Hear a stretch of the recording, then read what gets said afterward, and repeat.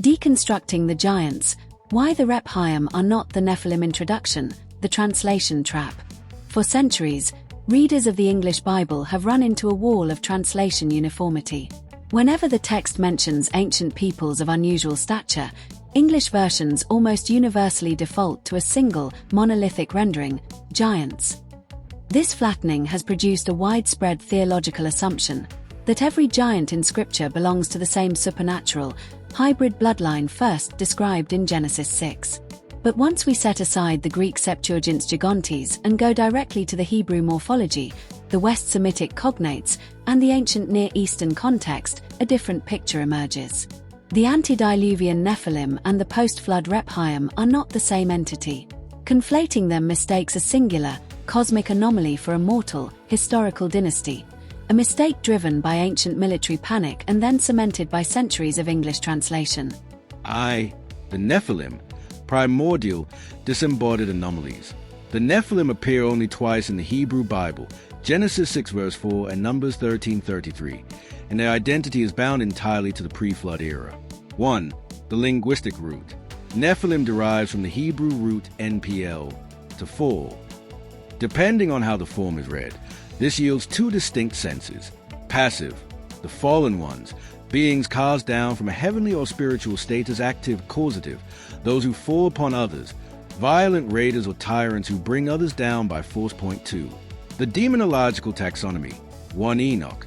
A key piece of the puzzle is genetic continuity, or the lack of it. Genesis 6 verse 9 describes Noah as Tamim, unblemished, uncorrupted by whatever had gone wrong before the flood. If the flood purged the earth of all corrupted flesh, how could physical Nephilim exist afterward? Second Temple Judaism answers this directly. 1 Enoch 15:8, 9 lays out a three-part taxonomy. The Watchers, the angels who fell, the giants, their physical hybrid offspring, who destroyed one another on earth; the demons, the disembodied spirits of those dead hybrids. Because these offspring were part spiritual, their souls could neither descend to Sheol nor return to heaven. In this tradition, they persist as Shedim, invisible, demonic forces still active on earth. On this reading, the Nephilim don't return as flesh and blood tribes, they return as disembodied spirits. 2. The Rephaim, the elite mortal tribes.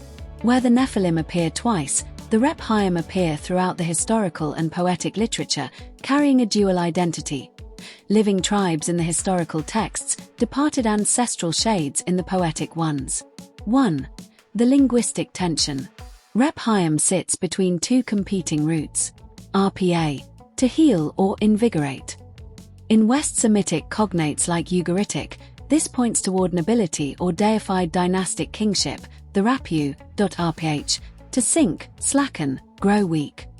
In poetic books like Isaiah and Job, this frames the Rephaim as the powerless ones who have sunk into Sheol. Point 2. The geopolitical reality. Genesis 14 verse 5. The Rephaim's first biblical appearance is Genesis 14 verse 5, in Abraham's lifetime, where they show up not as cosmic monsters but as a sovereign nation engaged in ordinary Bronze Age warfare. Kedorlaomer and the kings who were with him came and struck the Rephaim in Ashtaroth Karnaim. The text lists them alongside plainly human nations, the Horites, the Amalekites, the Amorites. They hold real cities and fight real battles over trade routes and resources. They are an elite, physically imposing ethnic group, but an entirely human one. 3. The demystification glossaries, Deuteronomy 2 and 3. When Moses reviews Israel's history in Deuteronomy, he works almost like an ancient ethnographer, stripping away the mythology around these tall peoples and re-anchoring them in regional nomenclature. 1. A matter of nomenclature, not biology. Deuteronomy 2 verses 10 to 11 lays out the tribal taxonomy directly. The Amim formerly dwelt in it, a people great and numerous and tall, like the Anakim. They were also counted as Rephaim, like the Anakim, but the Moabites call them Amim. The equation Moses draws is entirely earthly. Rephaim, broad category, equals Anakim, Canaanite name, equals Amim, Moabite name, equals Zamzumim, Ammonite name. The differences are linguistic, not biological or supernatural.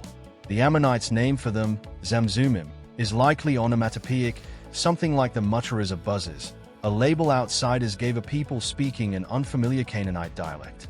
2. Stripping the myth of King Og. Deuteronomy 3 verse 11.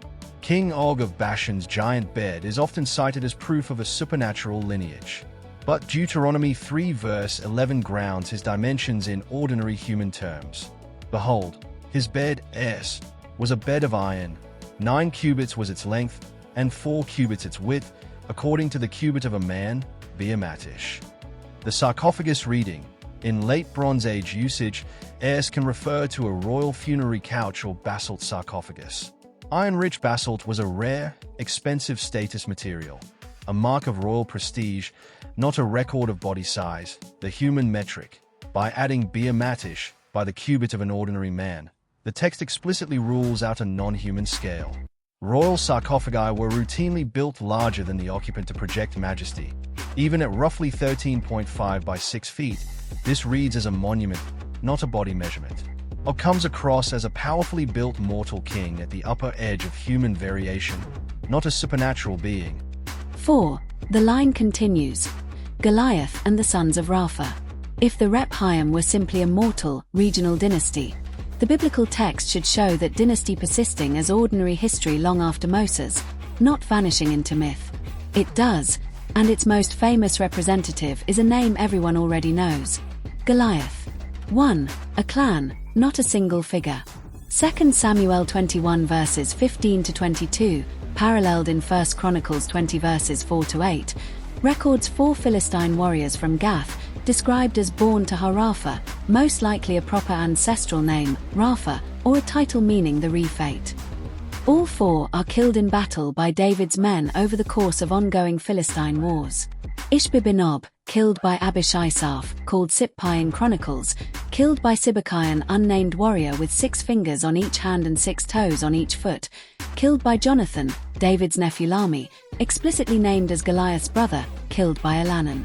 Goliath himself, killed earlier by David in 1 Samuel 17, belongs to this same documented family line. The text treats them exactly as it treated Og and the Anakim.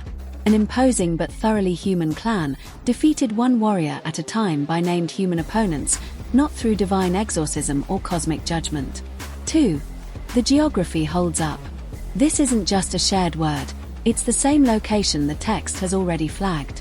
Joshua 11 verses 21 to 22 states that after the conquest of the hill country, Anakim survivors remained in exactly 3 Philistine cities: Gaza, Gath, and Ashdod.